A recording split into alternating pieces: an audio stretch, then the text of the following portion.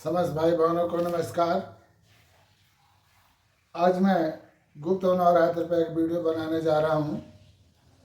हर बार बनाता हूँ, लेकिन इस बार मैं विशेष रूप से आपको गुप्त नवरात्रि का फल दिखाने जा रहा हूँ। पूरे साल में 4 नवरात्रि मनाई जाती है।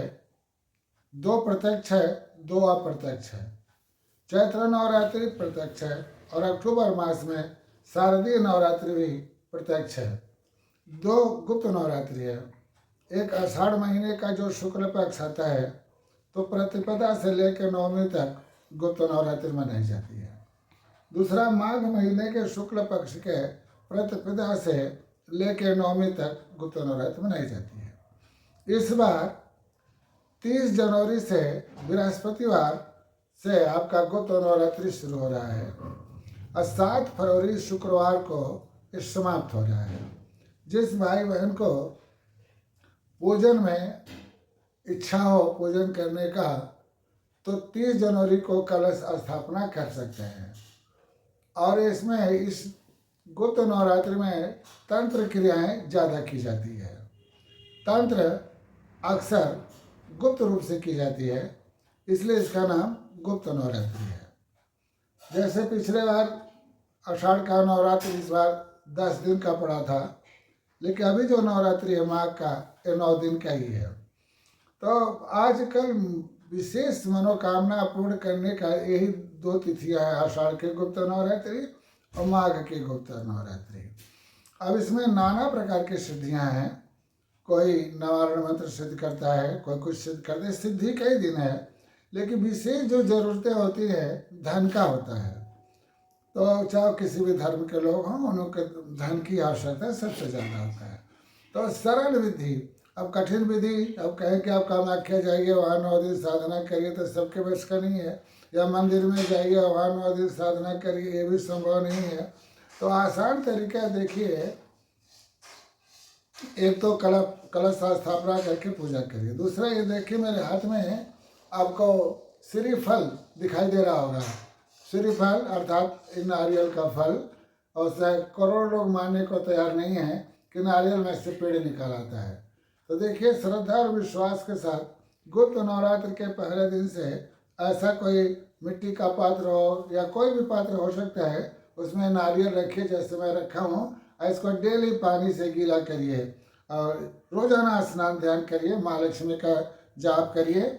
और संभव हो तो इस 7 दिन ओम श्रीम नमः, ओम श्रीम नमः, ओम श्रीम नमः, ओम श्रीम नमः का आप जाप करें। जितना आप जाप कर सकते हैं उतना करें, ज़्यादा से ज़्यादा जाप करें। कुछ भाई बहन तो इसी 9 दिन में 100 लाख जाप भी कर लेते हैं, क्योंकि एक अच्छा का मंत्र है।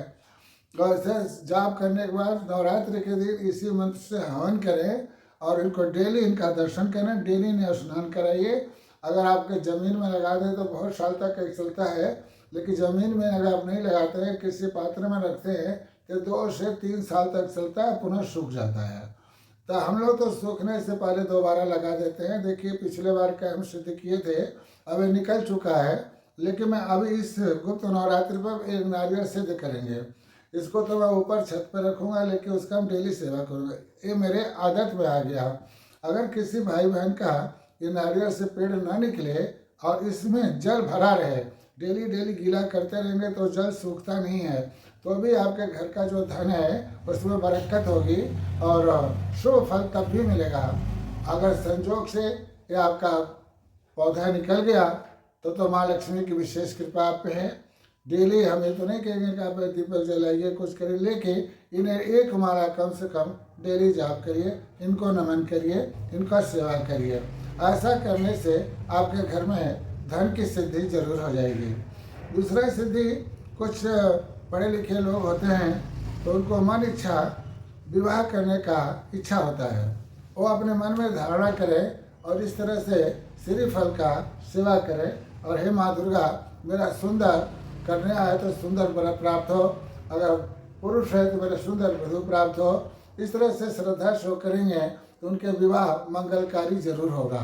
जैसे बहुत सारे भाई बहन विवाह के लिए हर साल 100 लोग तो पूछते ही होंगे तो एक उपाय मेरा इससे पहले के एक उपाय है, उससे 80-90% विवाह हो जाता है।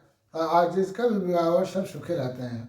उसमें क्या होता है, शुक्ल पक्ष का शनिवार, जैसे गुप्त नवरात्रि में जो शनिवार आए उस दिन से शुरू किया जाता है।